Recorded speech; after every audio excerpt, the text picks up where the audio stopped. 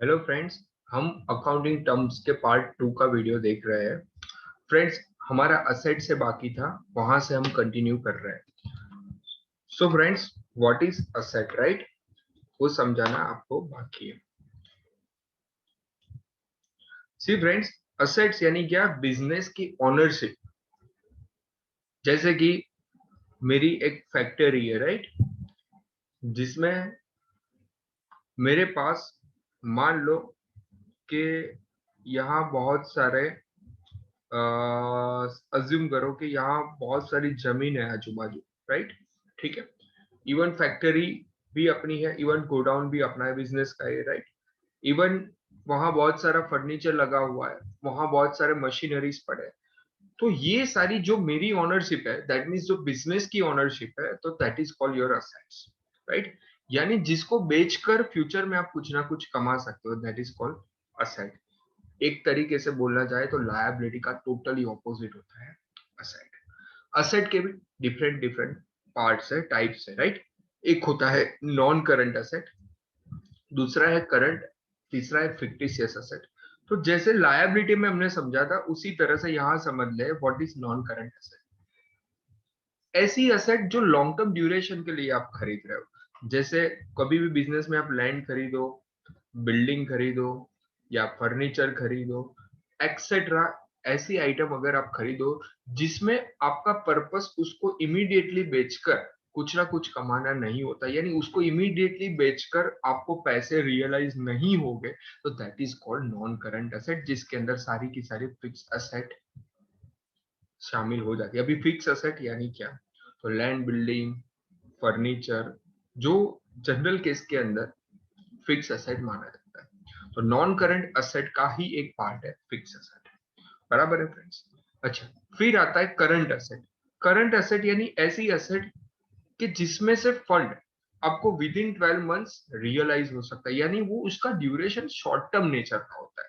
जैसे कि मेरे बिजनेस के अंदर, मान लो कि मेरा बिजनेस है परफ्यूम मैन्युफैक्चरिंग का। मैंने 1000 पीस पूरे साल में कोई प्रोडक्ट का, मान लो फॉग, फॉग का जो डीओ है, उसके मैंने 1000 पीसीस खरीदे, पूरे साल में 800 पीसीस बेचे। तो ये 200 जो बाकी रह गए, that is called my closing stock. बराबर? तो ये भी वन टाइप ऑफ असेट ही है, बट इसका ड्यूरेशन शॉर्ट टर्म का होता है, राइट? तो that is called your current asset. यानी जिस तरह से नॉन करंट लायबिलिटी और करंट लायबिलिटी में वो जो 12 मंथ्स का क्राइटेरिया था, उसी तरह यहाँ भी 12 मंथ्स का क्राइटेरिया है। बेटा, करंट असेट के अंदर कैश भी आ गया, आपका जो बैंक बैलेंस है, ऑब्वियसली बैंक बैलेंस, एटीएम से विड्रॉ करके पैसे आपको इमीडिएटली मिल जाएगा, तो that is also part of current asset. Debtor और क्रेडिटर क्या है वो मैं आपको सेपरेटली समझाऊंगा। डेटर करंट असेट का पार्ट है, क्रेडिटर करंट लायबिलिटी का पार्ट है। तीसरा होता है fictitious asset, right? Friends, what is fictitious asset? Fictitious asset यानी ऐसी असेट कि जिसका बेनिफिट, समझो, जो असेट होने के बावजूद भी उसमें से पैसे रियलाइज नहीं हो गए। अभी उसका एग्जांपल से समझेंगे तो फिक्टिशियस असेट ज्यादा आपको पता चलेगा।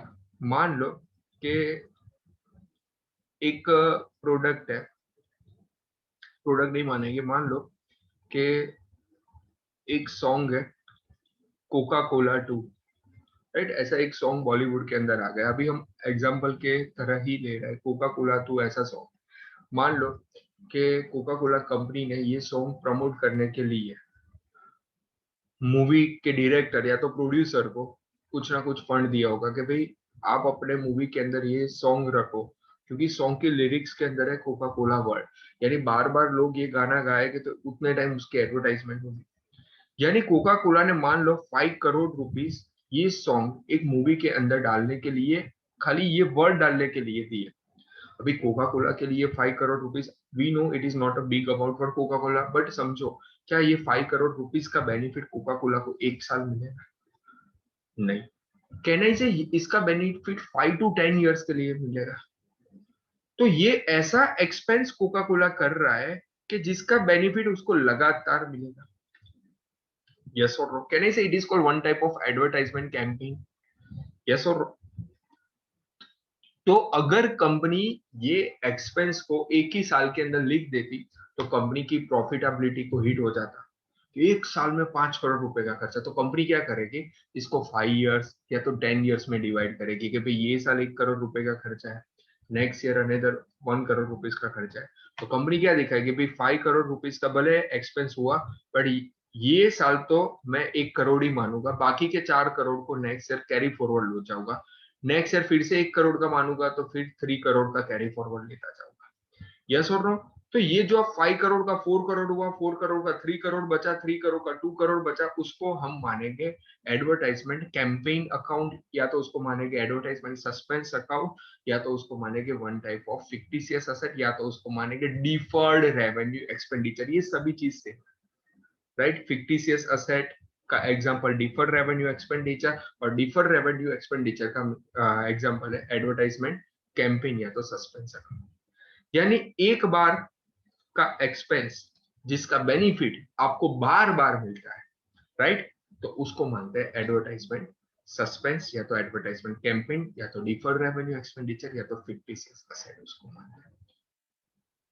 फिक्टिशियस असेट क्यों मानते हैं? क्या ये 5 करोड़ का खर्चा करने के बाद 1 साल में मैंने 1 करोड़ लिख लिया, फिर 4 करोड़ बचे, क्या ये 4 करोड़ को बेच के मैं कमा पाऊंगा? ऑब्वियसली नहीं, क्योंकि 5 करोड़ तो आप ऑलरेडी वो डायरेक्टर को देके बैठे हो।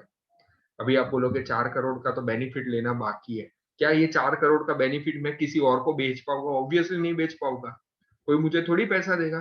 तो कहना ही that is called fictitious asset, यानी इसको बेचकर आपको पैसा नहीं मिलेगा। यस और नो? बराबर है फ्रेंड्स? यस। अच्छा फ्रेंड्स, अभी आता है टेंजिबल असेट। टेंजिबल असेट का मीनिंग ये है, जिसका हिंदी ट्रांसलेशन करोगे तो भी पता चल जाएगा, जिसको आप देख पा रहे हो। क्या आप लैंड को देख पा रहे हो? यस। क्या आप बिल्डिंग को देख पा रहे हो? सर फर्नीचर को देख पा रहे हो? भाई ये सबको हम देख पा रहे हैं, फिजिकल टच भी कर पा रहे हैं, यानी जिसका फिजिकल एग्जिस्टेंस है, ऐसी एसेट को हम मानेंगे टेंजिबल एसेट। और ऐसी एसेट जिसका फिजिकल एग्जिस्टेंस नहीं है फिर भी एसेट है, समटाइम्स तो फ्रेंड इसकी वैल्यू टेंजिबल एसेट से भी ज्यादा होता है। जैसे कि ब्रांड वैल्यू, जैसे कि ब्रांड वैल्यू, जैसे वैद्य एग्जांपल है, वैद्य एकेडमी। कोई और एकेडमी में पढ़ो और वैद्य एकेडमी में पढ़ो तो फर्क है, ब्रांड है हमारी, राइट? यस और नो? तो क्या ये ब्रांड को देख पाते हैं, छू पाते हैं, टच कर पाते हैं? फिजिकल एक्सिस्टेंस नहीं है। यस, नहीं है। इट इज, कैन आई से कि ये ना होने के बावजूद भी आप महसूस कर सकते हो। यस, तो that is called brand value. जैसे नाइकी के शूज भी है, राइट, जैसे एडिडास है, राइट, जैसे टाइटन की वॉचेस, राइट। तो ये सब ब्रांड है जिसको हम टच नहीं कर पाते फिर भी उसकी वैल्यू है, तो that is a type of intangible asset. जैसे copyright, even copyright is also example of intangible asset, right. जैसे आप यूट्यूब में कोई भी वीडियो डालो तो वहां लिख के आता है इट इज कॉपीराइट कंटेंट, इसकी कॉपी मत करो, राइट। इवन जितने भी बुक्स है उसके आगे भी लिख के आता है कि भाई इट इज कॉपीराइट कंटेंट, इसकी कॉपी मत करो, अगर आप करोगे तो it is a crime, right. तो वो भी इंटेंजिबल एसेट है, बराबर, आपकी ऑनरशिप की हो गई वो चीज, राइट। इवन ट्रेडमार्क होता है, ट्रेडमार्क यानी लोगो होता है, जैसे नाइकी का लोगो ऐसा है तो इसकी कोई कॉपी नहीं कर सकता, राइट। ठीक है। फिर अपने एकेडमी की बात करें तो मेरा लोगो क्या है, वी के अंदर ओम लिखा हुआ है, दैट इज माय लोगो, जिसका सिंबल है टी एम, जिसकी कोई कॉपी नहीं कर सकता, राइट, जिसकी कोई कॉपी नहीं कर सकता, राइट। लोगो की कॉपी नहीं करोगे, अगर आप करोगे तो आप पे केस हो सकता है, बराबर, ठीक है। तो that is example of intangible asset. Even patent भी है, जैसे आप कई शॉपकीपर के वहां जाओ तो वो बोले भाई हमारे पास ये पैटेंट है, एक्चुअली उन्होंने रजिस्टर नहीं करवाया होता, बट वो डिजाइन को पैटेंट बोलते हैं। इवन पैटेंट यानी आप समझो कि पर्टिकुलरली कोई बड़ा सा शोरूम है तो वहां आपको फोटो भी नहीं खींचने देते, पर्टिकुलरली ड्रेसेस की या तो कुर्ता की, राइट। क्यों नहीं करने देते? क्योंकि इसकी उनकी डिजाइन पे वो लोग ऐसा मानते हैं कि ये उनकी ऑनरशिप का है, अभी ये डिजाइन की कोई कॉपी कर लेगा तो कहने से patent is also one type of intangible asset, right friends. अच्छा, करंट एसेट तो हमने ऊपर देख लिया, अभी what is liquid asset? Liquid asset अभी टेम्पररी, ये याद रखो। लिक्विड एसेट मींस क्या? It is current asset minus stock, right.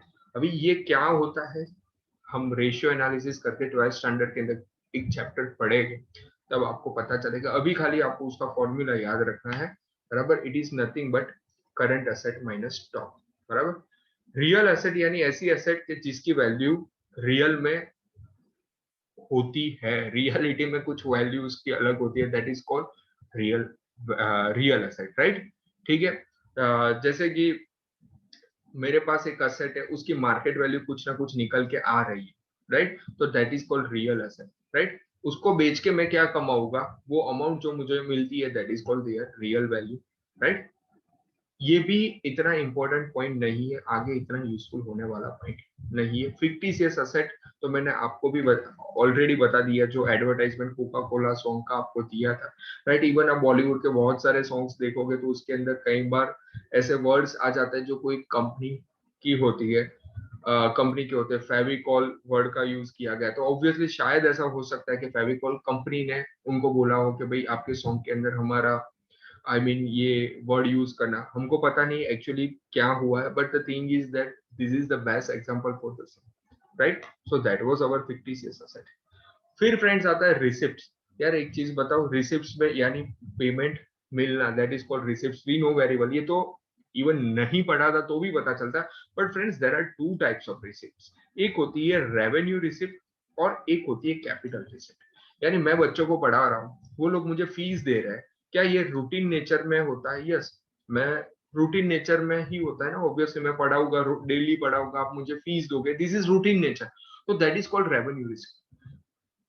But मैं कोई, मान लो मेरे एकेडमी में एक एसी है, उसको मैंने बेचा और उसमें से मुझे पैसा मिला, तो क्या वो हर रोज मैं एसी बेचने जाता हूँ? नहीं, it is once in a while, yes और नो। तो उससे जो रिसिप्ट जनरेट होती है, जिसको हम नॉन रूटीन रिसिप्ट बोलते हैं, that is called capital receipt. यानी हर रोज की जो एक्टिविटीज है उसमें से आपको रिसिप्ट मिलती है, तो that is called revenue receipt. And once in a while कुछ बेच के आप कुछ कमा रहे हो, that is called your capital receipt. I hope you are getting my point. तो भाई रिसिप्ट समझ लिया तो पेमेंट भी समझ लो ना, बराबर। जैसे मैं फैकल्टीज को पेमेंट करता हूँ, भाई रूटीन मेरा काम है, तो can I say that is called revenue payment, revenue expenditure, yes और नो। मैं एसी खरीद रहा हूँ, क्या मैं हर रोज खरीद रहा हूँ? मैं रेफ्रिजरेटर खरीद रहा हूँ मेरे बिजनेस के लिए, क्या मैं हर रोज खरीद रहा हूँ? नहीं, वंस इन अ वाइल। तो जो भी चीजें आप वंस इन अ वाइल खरीद रहे हो और उसके लिए जो आप पेमेंट कर रहे हो, that is called capital expenditure. I hope आपको रेवेन्यू एंड कैपिटल का मीनिंग पता चला। मैं तो ऐसा बोल रहा हूँ, रेवेन्यू यानी रूटीन याद रखो, कैपिटल यानी non routine, that is once in a while याद रखो। तो फ्रेंड्स, पार्ट 2 के वीडियो के अंदर हम इतने तक रखते हैं, बाकी की अकाउंटिंग टर्म्स हम पार्ट 3 के वीडियो के अंदर समझेंगे। Thank you.